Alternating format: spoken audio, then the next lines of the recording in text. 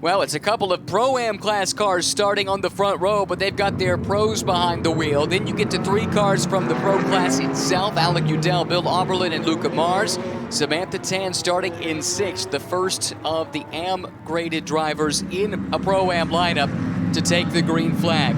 Here comes the field out of turn number 20 from the Rova pole position. Riccardo Agostini entering the VP acceleration zone, looking to that flag stand where Adam and Graham Scott are set to wave the green. There it is. We are racing race number 1 here at Circuit of the Americas, and it's a drag race down into turn number 1. Side by side, Agostini has it, but he goes wide. Oh, and Ellis gets tagged by Mars. Everyone scrambles. Adelson goes around 2. It's George Kurtz off into the kitty litter. Looks like Agostini was able to recover. He leads the field, at least for the moment, despite running long in turn 1. Yeah, elbows right there early up into the brake zone, and we've got problems there for Luca Mars. Cut down the right front, it looks like, just chaos ensued behind.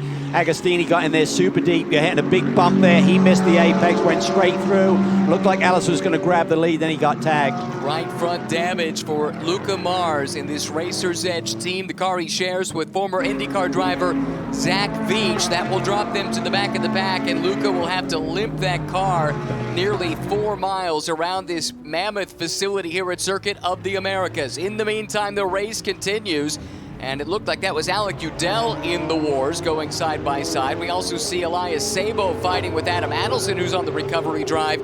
But out back, languishing with that right front damage, that's where you find Luca Mars. Yeah, I'm not sure if the tire's actually cut down or whether the bodywork is just getting into it when he turns the wheel and causing that rub. So Agostini, I'm sure he can't believe that he's actually still got the lead of this race after overshooting turn 1. They were trying to outbrave each other. Ellis had already told Amanda that he wanted the lead early. I think Agostini was equally up for the charge as well. They both got in really deep there into turn 1. That puts Ellis on the back foot. This is absolutely not what they needed for that strategy, like you talked about there, Calvin. He's already picked his way back through a couple of cars towards the back of the field, but he's got a long, long way to go to get that car the track position they need to make this strategy pay off. Yeah, key is going to be, does he have any damage or any cut sidewall on the what would be the left rear of that Mercedes? Haven't took that clip from the Racer's Edge Acura there. I think it was just such chaotic. I'm not sure Mars intended to get into him, of course, but they suddenly all slowed down right at the apex. A lot of Funnelly effect. It's so wide there, and you all kind of congregate right at the apex there on the opening lap. Lap 1 in the books, and it's Riccardo Agostini showing the way, but then it's the pair of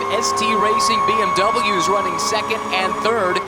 What we're looking at here is the battle for the 4th spot up the inside, just out the windshield. That is the Corvette of Alec Udell, able to make the pass on Will Hardiman. Looking to follow him through is the newcomer, Jake Peterson, making just his 2nd GT3 start at this level. Couldn't quite make the pass on the hometown team driver, Will Hardiman.